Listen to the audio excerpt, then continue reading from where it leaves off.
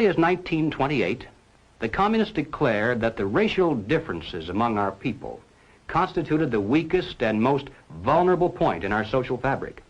By constantly probing and straining at this one spot, they calculated that eventually the cloth could be torn apart and that Americans could be divided, weakened, and perhaps even set against each other in open combat.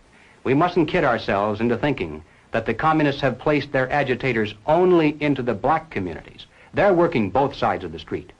They want hatred, violence, and bloodshed between the races, and they don't care how they get it or whom they use, even children if necessary. Here is a book that I think ought to be in every home library. It's entitled Color, Communism, and Common Sense by Manning Johnson. He joined the party as a young man because he honestly believed that the communists were trying to improve the conditions of his people. He was a dedicated communist, and eventually he rose to one of the highest ranks. But after many years, he discovered that instead they were merely planning to use his people in a bloody revolution to destroy America. And when he woke up to this, he dropped out of the party and devoted the rest of his life trying to alert his fellow citizens of all races to the true nature of the Communist Party as he knew it to be from the inside. Manning Johnson said, "Black rebellion was what Moscow wanted. Bloody racial conflict would split America. During the confusion, demoralization and panic would set in. Then finally the Reds say, workers stop work. Many of them seize arms by attacking arsenals. Street fights become frequent. Under the leadership of the Communist Party, the workers organize revolutionary committees to be in command of the uprising.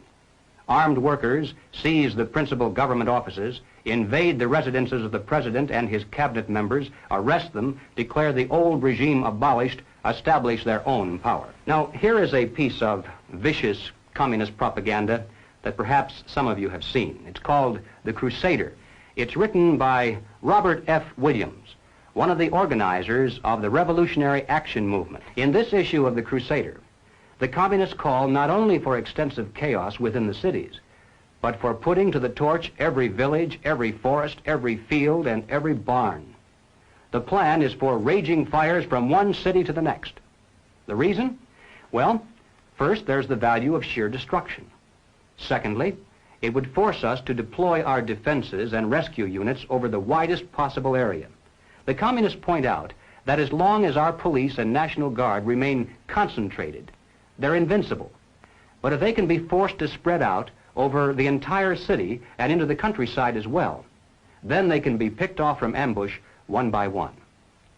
And the third value of massive fire to the communists is psychological. The average American, they say, soft and decadent, when he sees billows of black smoke rising from one horizon to the other, when at night the only light he has to see by is the flickering red from flames leaping into the sky, he'll become paralyzed with fear and panic. He'll run away and hide and do nothing to interfere with the guerrilla bands as they strike at the community's power centers. The Crusader explains how to set up sniper units in crowded metropolitan areas, how to manufacture jumbo Molotov cocktails, the gallon jug size, and how to mix the gasoline with certain ingredients to make it burn like napalm, how to pour gasoline into utility manholes in the streets to set fire to the main telephone cables, how to put sulfur tips from matches into air conditioning units and blow up large buildings, how to ignite gas mains and oil storage tanks. It explains how radio-controlled model airplanes can be used to fly explosive charges over heavily guarded fences into gasoline storage areas or munition stockpiles. It even calls for infiltration into the National Guard units, revolutionaries posing as non-militants for the purpose of getting free military training and for gaining access to critical military supplies and heavy weapons. And then, finally, Robert Williams says this: any all-out minority revolution must create a state of crisis wherein almost all of the male population would be forced to remain in their homes to protect their property and families. The middle class is very large, but it is not accustomed to deprivation and terror. Because of its affluence, it has waxed soft. It has no stomach for massive fire, blood, and violence. The motive force behind its life drive is its endless pursuit of prestige, conspicuous consumption, and sensual pleasure. A few years of violent, sporadic, and highly destructive uprisings will set the stage for the grand finale. After the stage is properly set through protracted struggle, America could be brought to her knees in 90 days of highly organized, fierce fighting, sabotage, and massive firestorm. Ladies and gentlemen, the plans and preparations for a communist revolution of force and violence are far advanced. The organization behind these preparations has almost unlimited financial resources, and it provides both training and leadership based upon years of experience in many other countries. Our enemies are deadly serious about their task, and it's nothing short of national suicide for us to continue to ignore their plans and their progress. The violent revolution becomes of primary value to the communists to the extent to which it can be used to condition the masses psychologically to accept the non-violent revolution, which is offered supposedly as the only alternative. Hoping to avoid further violence and bloodshed, the public is to be pressured into accepting measures that will move the country gradually and legally toward communism, but without calling it that.